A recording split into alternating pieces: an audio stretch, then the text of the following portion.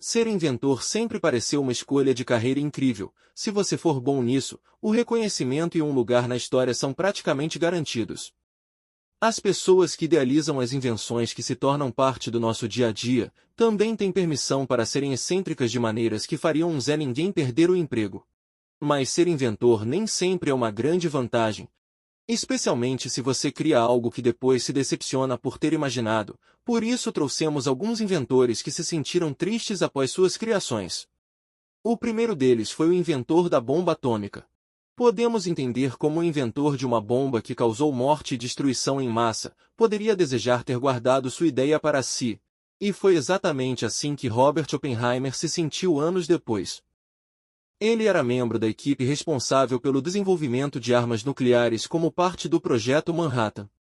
Robert teve um papel fundamental, estando presente desde o início em 1942, e sendo amplamente considerado líder do projeto, chegando a ser chamado de pai da bomba atômica nas décadas seguintes. Suas convicções políticas eram de esquerda, mas ele concordou em participar do projeto porque compartilhava da visão de outros cientistas como Albert Einstein de que era vital para os Estados Unidos desenvolverem uma bomba atômica antes dos nazistas. Ele permaneceu entusiasmado em maio de 1945, quando discursou em uma reunião sobre a luminescência brilhante que a bomba produziria.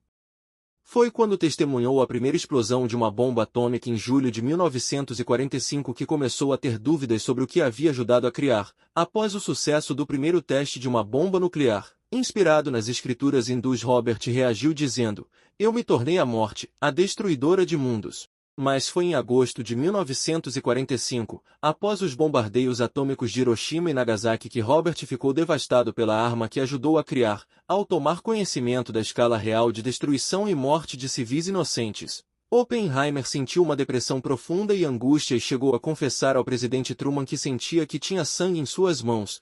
Após os bombardeios, Robert passou a ver as armas nucleares como instrumentos de terror. Ele se opôs firmemente ao desenvolvimento de armas ainda mais destrutivas, como a bomba de hidrogênio. Outro caso de decepção foi de um dos inventores do avião. Todos conhecem os irmãos Wright, inventores do primeiro avião bem-sucedido, mas o que é menos conhecido é a decepção que um deles sentiu anos depois. Orville e seu irmão Wilbur projetaram e construíram um Wright Flyer, a primeira aeronave motorizada mais pesada que o ar a realizar um voo sustentado, em 17 de dezembro de 1903. O interesse deles pela aeronáutica surgiu com um helicóptero de brinquedo que ganharam do pai quando crianças, e depois que o inventor alemão Otto Lilienthal morreu em um acidente com seu planador, eles decidiram dar continuidade ao seu trabalho. Isso acabou lhes trazendo fama, sucesso e um lugar nos livros de história, embora Wilbur tenha falecido de febre tifoide apenas 9 anos após o triunfo de 1903, talvez ele tenha tido um destino mais feliz. Pois Orville viveu o suficiente para testemunhar o desenvolvimento dos aviões nas 3 décadas seguintes, culminando em seu uso para transportar e lançar bombas durante a Segunda Guerra Mundial. Ele viu o avião como algo que ajudaria a trazer a paz, e não como uma arma de guerra. Ele concedeu uma entrevista em 1943, onde disse que a guerra o deixou com sentimentos conflitantes sobre sua invenção, orgulhoso do bem potencial que ela poderia fazer, mas amargurado pela forma como estava sendo usada para destruição e morte. Outra pessoa que se sentiu triste por sua invenção foi Alfred Nobel, inventor do dinamite. O inventor do dinamite foi Alfred Nobel, mas provavelmente não é por isso que ele gostaria de ser lembrado. Ele nasceu em Estocolmo em 1833 e herdou o interesse por explosivos de seu pai, que também era inventor.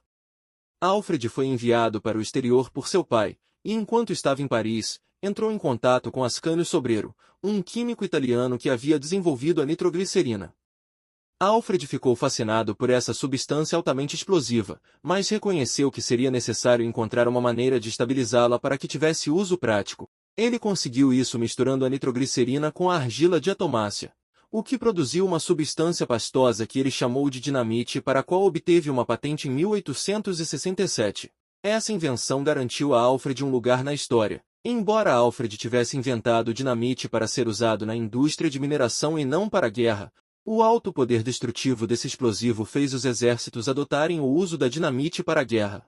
Mas talvez Alfred inicialmente não tenha se sentido tão incomodado com isso. Porque ele disse a seus amigos que acreditava que ao criar uma arma de guerra tão aterrorizante e poderosa, os países começariam a evitar a guerra.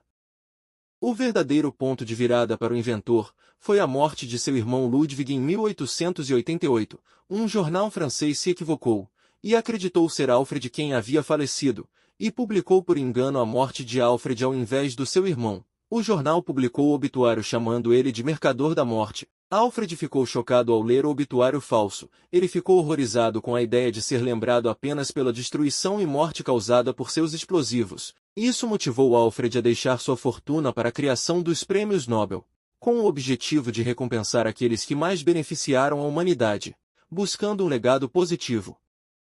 Outra pessoa que se sentiu triste por sua invenção foi o inventor do spray de pimenta. Inventores que criam armas e depois se indignam com a forma como elas são usadas, parecem ser algo que encontramos repetidamente. Cameron Loagman é mais um exemplo disso. Durante a década de 1980, ele foi contratado pelo FBI para desenvolver um spray de pimenta extremamente potente que poderia ser usado pela polícia contra aqueles que infringem a lei. Isso parecia bastante simples, já que Loagman acreditava desde o início que o spray em que estava trabalhando seria usado contra criminosos, então não há motivo para ele se arrepender. Bem, não é bem assim, porque em 2011, no auge dos infames protestos de Wall Street, Loagman deu uma entrevista na qual falou sobre a arma que havia criado anos antes, e ele não estava nada satisfeito. O problema era que a polícia estava usando spray de pimenta em pessoas que protestavam pacificamente, em vez de apenas naquelas que resistiam violentamente à prisão. Além de desenvolver o próprio spray, Loagman também trabalhou com a polícia na época para elaborar um guia sobre quando e como ele deveria ser usado, e disse ao entrevistador que o uso para conter protestos não violentos era uma violação completa dessas diretrizes. E esses foram alguns dos vários casos em que inventores se sentiram mal por suas criações. Não se esqueça de colocar um like no vídeo e se subscrever para fortalecer o canal. Nós ficamos por aqui. Muito obrigado por ter nos acompanhado até aqui, e até o próximo vídeo.